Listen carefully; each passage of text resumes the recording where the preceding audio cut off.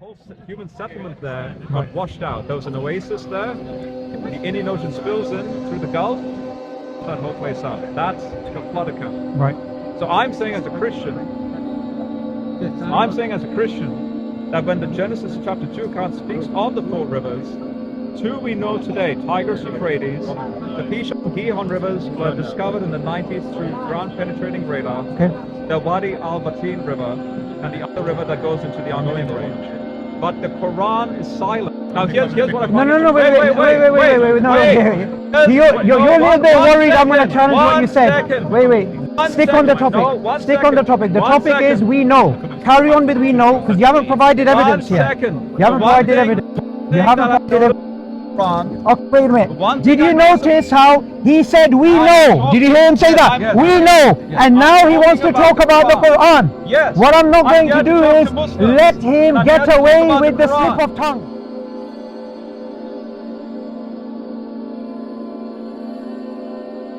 Human settlement there got washed out. There was an oasis there. The Indian Ocean spills in through the Gulf. That whole place out. That's the flood account. Right. So I'm saying as a Christian, that when the Genesis chapter 2 account speaks of the four rivers, two we know today, Tigris, Euphrates, the Pishon and Gihon rivers were discovered in the 90s through ground penetrating radar. Okay. The Wadi al-Batin river and the other river that goes into the Armenian range. But the Quran is silent. Now here's what I find. No, wait. You're a little bit worried I'm going to challenge what you said. Wait. Stick on the topic.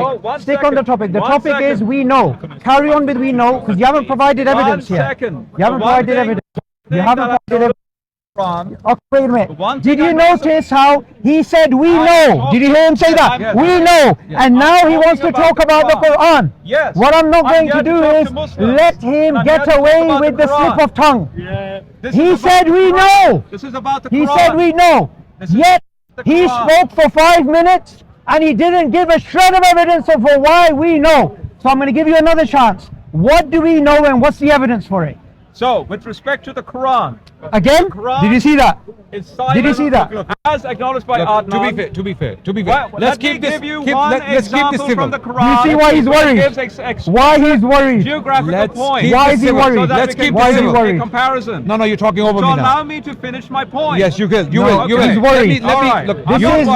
This is a sign of a worried person. No, I'm not. Because he's no, and then he changed to the Quran. Okay, wait. He changed to the Quran.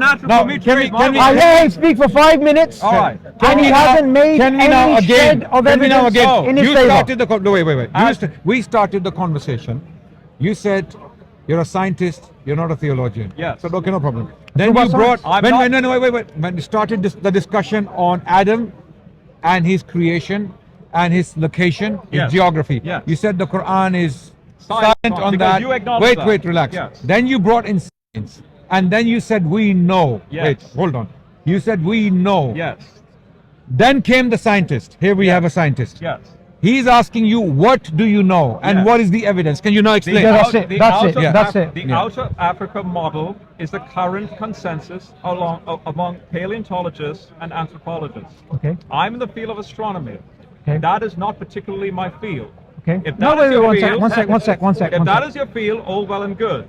But I can assure you that what the consensus is that humans come from Africa. The Human Genome Project even demonstrates that in 2010. And with respect to the Quran, the acknowledgement that there's a silence in regards to the geography, like the location and so on. So in comparison, what I'm saying is, how interesting the Quran names specifically the mountain for which Noah's Ark lands, Mount Hudi, but it does not give the location for where Adam lands and where human migrations go and so on. Right. Like, where is Abraham located? Right now you're Moses okay. Can I respond now? Era? Okay, can I respond now? The Quran is silent on all these details. But yet it picks and chooses to say things like Mount Hudi for the Noah's Ark. I know you really want to talk about the Quran and not justify what you said previously about we know. So let me just explain to you what knowledge is. Knowledge, I'm going to define as this in these following 3 parts. True justified belief. Do you agree with that definition? True justified belief. That's a little bit oxymoronic, but... Okay, that is the definition of Aristotle, and that definition has been used for over 2,000 years. Oxymoronic, how is it oxymoronic? Go ahead and explain to me. How do you apply belief in science? Okay, so that's a separate question about epistemology. Do you see what's happening now? You said we know. I heard you say we know. That's why I interrupted the conversation. And since we interrupted the conversation, you want to talk about something else. But let's go back to what we know. So you're saying you know when Adam existed. All right. Where did he exist? Okay. I would argue that Adam... No, you would argue. You said you know. I would argue... He lies every time. Okay. Don't worry. I would argue that Adam is not the first man. I would argue that if I'm looking at the Genesis account chronologically, you have a placement of the humans in chapter 1 in a sequel sort of context in chapter 2 to the east. I would say that the Adam and Eve personages are located in the Persian Gulf because of the very specific 4 rivers mentioned there. Geographically, anthropologists will say that also comports with the cultural memory of the ancient Near East, that you have what's called the Adapa myth and so on. They all correspond to that location. Prior to that, we have fossil evidence that goes into what's called a out of Africa model, and the fossil evidence shows a monogenesis of humans, not a polygenesis of humans. No, it doesn't. It doesn't categorically show that. That is an assumption. Give me the evidence for that, because the more I'm hearing you talk, I can see you have surface level knowledge of this. You're saying humans only originated, and we know they only originated in one location. That's what you're saying? Yes. Okay, what's the evidence for that? The evidence is what I just laid out. No, that was not evidence. That was a model. What is the evidence that is the only? What is the evidence that's the only origin? No, wait a second. You're the one who claims we know. What other models okay, wait. are there? Look how long you were speaking for, and when I'm responding to you, okay, then give because another look, this is a standard way that evolutionists respond to their critique. They say, what is your model, when I'm questioning them about the model that they have. I'm not the one who claimed to have a model. I'm the one who challenged the model that you have. Now, the other claim that you made, which I think is completely absurd, you said Adam is not the first man. Yes. That goes against the biblical account of creation. No, it does not. Yes, it does. No, it does not. Now he's going against the Bible. He's saying Adam's not the first man. No, it does not. You know, Jay Smith would have refuted you there. Jay Smith would have hanged you from the same tree you were standing on. No, he would have. No, he wouldn't have. Jay Smith in the 19th century, with his Mormon, he would have hanged you if you were in what's the territory? Utah, yeah, in Salt City. His name is, by the way, his name is Joseph Henry Smith. He's named after Joseph Smith. Yeah. Are you familiar with the medallion of a black man chained up and underneath the slogan, "Am I not a man and a brother"? Yes, I collect them. I have them. Excellent. In my collection. You know who made that? Who? Redwood. Connected to Darwin. Okay. Darwin would Wait. on taxes. Stay here. Now, from science, he is now jumped into history. No, I have not. That's why I have to come in the middle now. Wait. He just made a claim that medallion, "Am I not a man and a brother?" Okay, was made by one of the associates of Darwin, Charles Darwin. No, prior to Darwin, but he used that. How long? It's falling apart. Brother, please do not embarrass yourself. I'm not embarrassed. No, wait, relax. Go look it up. Finish. Darwin used that in his tax. Yes, Darwin may have used it, and I'm not talking about that. The medallion, by the way, Abdullah, not to show off. Not to show off my collection. Listen, yeah. Okay. If they interrupt, trust me, you will never have a peace discussion. Wallah, I said, listen, dog logic behavior. If you interrupt the staff, we know how to do with that, yeah? We know how to do it. Fix your behavior, trust me. Fix your behavior, yeah? Can you go the other way? Fix your behavior, mister. Fix your behavior, yeah? You have an conversation. We're in a conversation. I'm here. I swear if they misbehave, there will not be discussion here. I'm right here. Come get me. Ladies and gentlemen. You're dead. Brother, we're talking. Ladies and gentlemen, brother, please. I'm here. We not only find these Christian missionaries coming to the park for the last 3-4 decades will not only find them ignorant about the Bible, they are ignorant about most things in life. They make claims about science, they are false. They make claims about history, they are false. They make claims about Islam, they are false. They make claims about the Bible, they are false. Now, he made a claim. He made a claim and they're going to send hecklers to disturb me. This is their new tactic. Send hecklers, don't let them speak so that the truth doesn't come out. But the truth can never be hidden. Yes. So the medallion he mentioned, although it's a minor detail, but it's an important point. Why is it important? I want to demonstrate these people, with due respect, are neither experts on the Bible, nor on science, nor on history, nor on Adnan Rashid. Okay? Okay, so now this person made a claim that the medallion was introduced or made by an associate of Charles Darwin. I possess these medallions in my personal collection. I'm a coin collector. Show them. And they were introduced in the 18th century, almost 100 years before Darwin was born. Okay? Oh, there we go. Wait. So it's a minor detail, but again, it's an important one. This is to demonstrate these people, just like he walked away from the Bible, and then he walked away from science when Subboor came in, and now he's walking. Okay, so so I just want to add something. The reason why he mentioned that is to show that Darwin was against slavery. That's and racism. Yes. But that is not true. And I'm going to refer to Darwin's work, The Descent of Man. Please. And in The Descent of Man, Darwin referred to non-white people as savages. Whoa. And today, what do we have? Savages. Today, what do we have? We have Darwin being responsible for the most heinous type of racism that ever existed. There is a historian by the name Whitehart, and he wrote a book.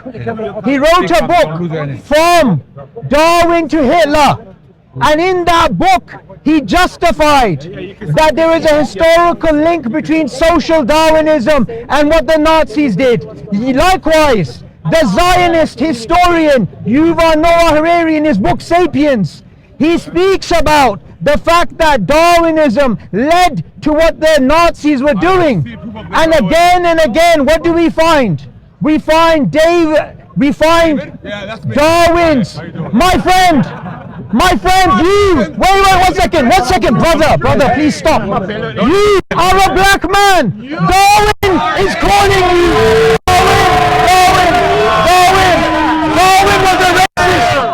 Darwin was a racist. Hey, one second. Darwin was a racist. I am attacking Darwin, and he is defending Darwin as a black man. As a black man. Because they. Alright, can I reply? Darwin! Wait. Darwin should never be defended by black people. Darwin should never be defended. No, wait. You see, these people are not sincere. When he mentioned the term black man, they started screaming and shouting. And they don't want to listen to his point. His point was that to Darwin, you are savages. Yes! And you're defending Darwin. So now we're gonna ignore these shit. Okay, before you do that, let me complete this point. What's your name again? Robert. I spoke to Robert in a live stream a few years ago, and I remember him clearly. A few months ago. Robert is mentioning Darwin with the intention to show that Darwin cared about black people or cared about slaves. Darwin was a racist. No, he was not. Darwin would consider you to be a savage, and you to be a savage, and me to be a savage. Darwin wrote in The Descent of Man. I want to say something. Come back here. Darwin wrote in The Descent of Man. They don't need to shout. He wrote that the white people are the most superior. and he wrote, and he justified colonialism. Yes. Colonialism. And the I am shocked. I am shocked that people of color are willing to defend Darwin. Okay. I'm gonna wait. Now for a Christian to bring up Darwin in this conversation also give a shows, response. yes, you will, 1 second, shows how ignorant he is about Darwin. Charles Darwin was not only a racist. Charles Darwin was used by colonial powers to subdue, to massacre, to kill, to genocide non-white races in Africa, in Asia, and in Latin America. Darwin's theory was used to claim white superiority over non-white races. This is very visibly put down in his book, Descent of Man.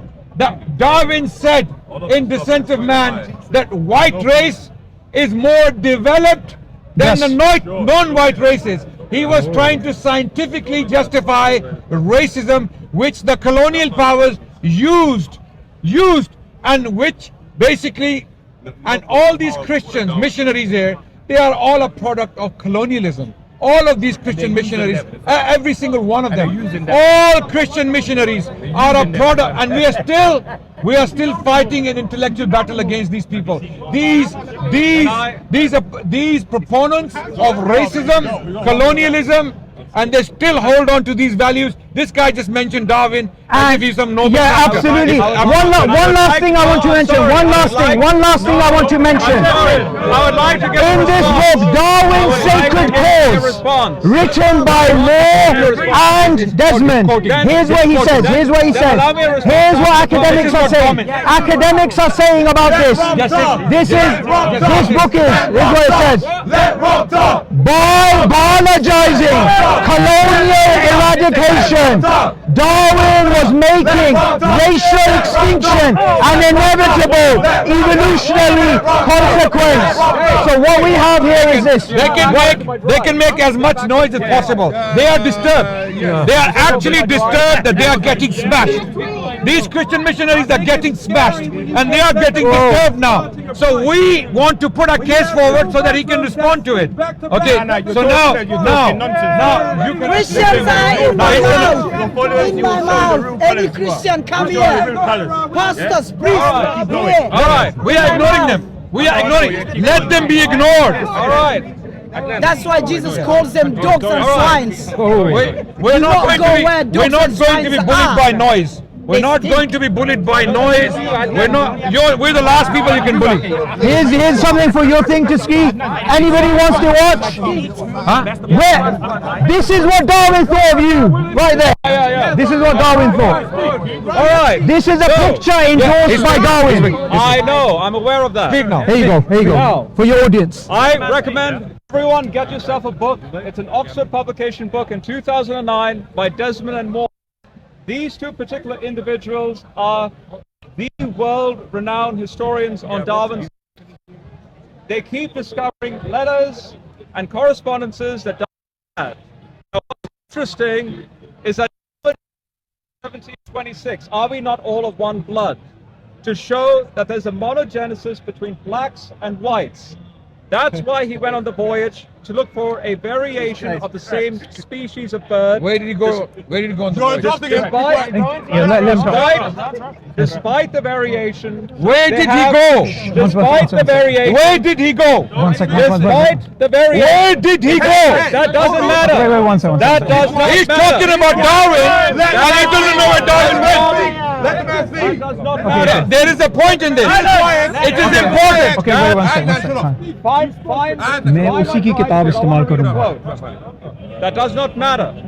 This particular work is called Darwin's Cause. Let him speak. Let's speak. We want this guy to speak more so that we have more. You have nothing. So it's a standard now. It's called Darwin's Sacred Cause. The sacred cause is because he was influenced by the Genesis account about the unity of mankind regardless of race and color. And now here's the irony. At Darwin's home, he had a beautiful big oak tree.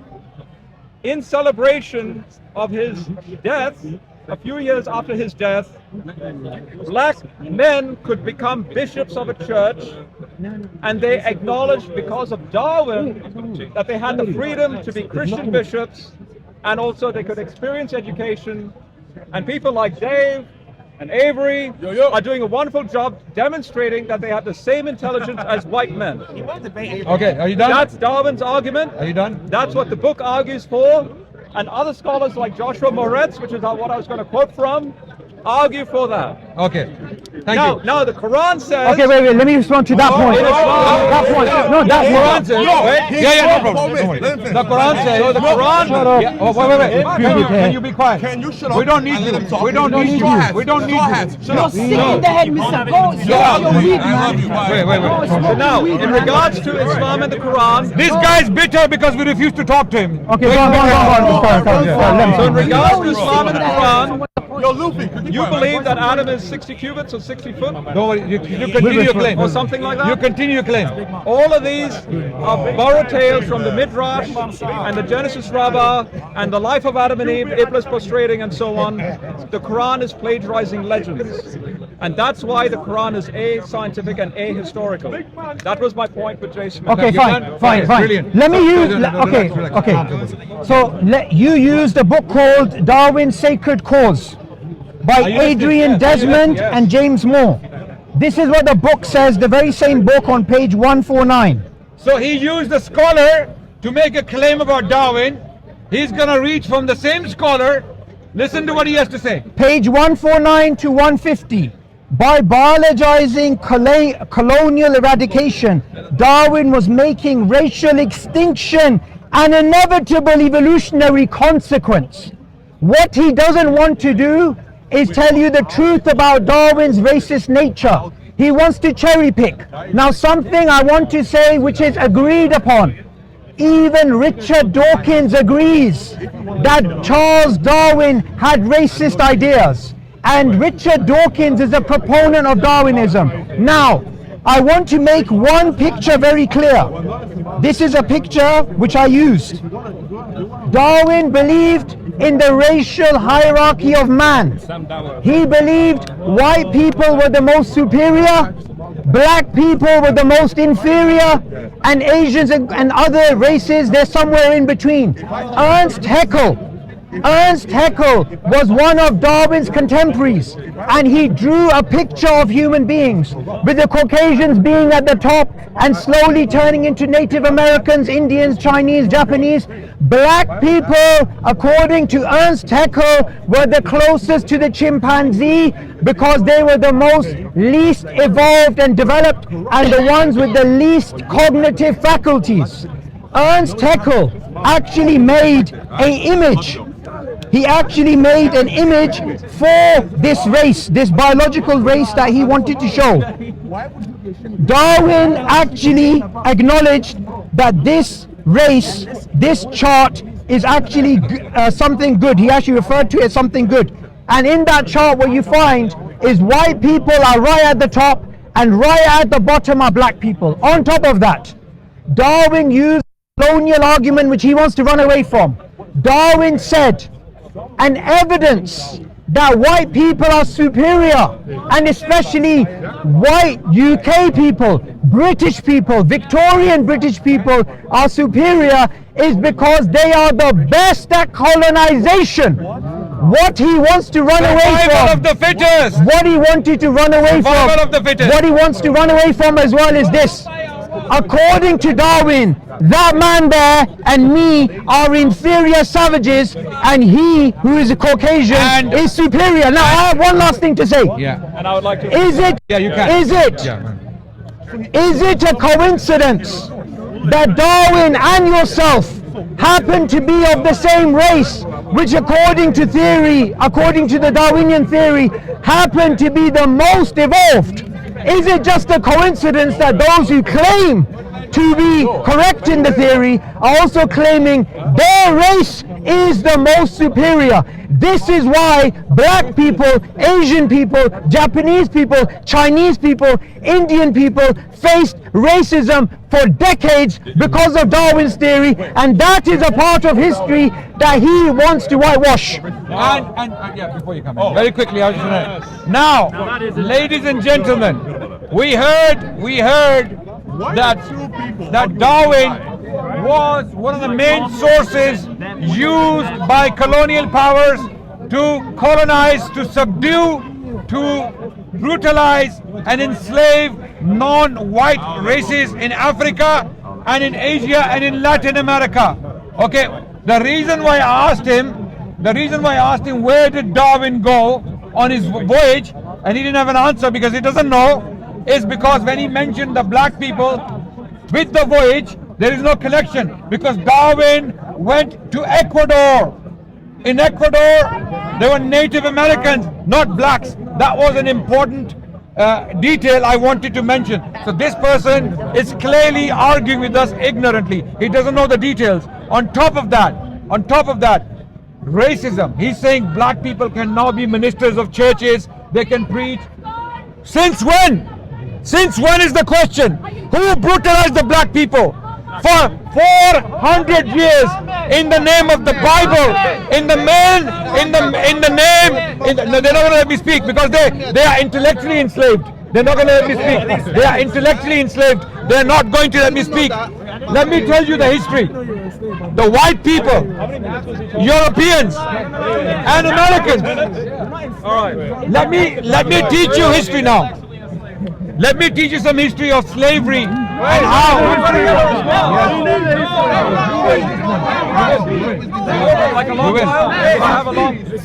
I will not stop. I will not stop. Keep shouting. I will not stop. So now I will have to finish before Rob comes in. I'm watching here. I'm watching the...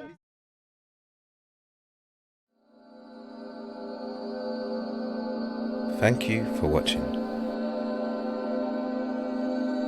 Subscribe, like, and hit the notification bell to keep you updated with the latest videos.